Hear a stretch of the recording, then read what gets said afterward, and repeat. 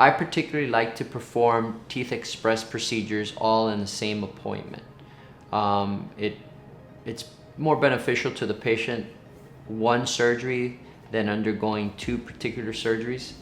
So we use IV sedation for this type of procedure with local anesthesia to make the patient extremely comfortable. And we take out the teeth, and after taking out the teeth, we position our 6 implants where we have enough bone structure to do that with. Now, it takes a little bit more planning to do it this way. In our office, we have a CT scan so that we can sit down with a special program and select the sites where we want our implants to go.